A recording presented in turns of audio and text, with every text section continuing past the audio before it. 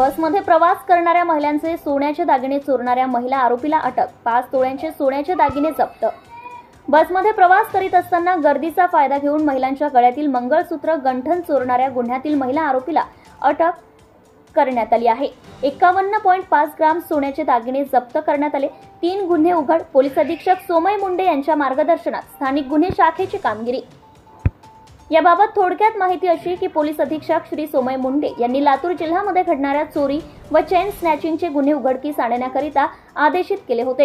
त्या अनुषंगाने पोलीस अधीक्षक सोमय मुंडे, अप्पर पोलीस अधीक्षक डॉक्टर अजय देवरे यांच्या मार्गदर्शनात स्थानिक गुन्हे शाखेचे पोलीस निरीक्षक संजीवन मिरकले यांच्या नेतृत्वात पोलीस अधिकारी अंमलदारांचे पथक तयार करण्यात आले होते. सदर पथकामार्फत जिल्ह्यातील विविध गुन्हेगारांची माहिती एकत्र करून त्यांचे विश्लेषण करण्यात येत होते. तसेच गोपनीय बातमीदार नेमून त्यांच्याकडून माहिती घेण्यात येत होती.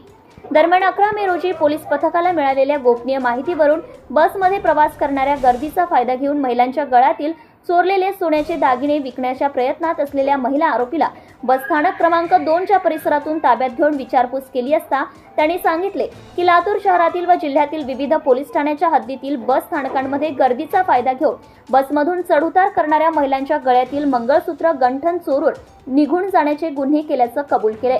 त्यावरून लातूर जिल्ह्यातील पोलीस ठाण्यांच्या अभिलेखाची माहिती घेतली असता पोलीस ठाणे अहमदपूर येथील दागिने चोरीचे 2 गुन्हे व पोलीस ठाणे शिवाजीनगर येथील 1 गुन्हा असा एकूण 3 गुन्हे दाखल असल्याचं दिसून आले आहेत.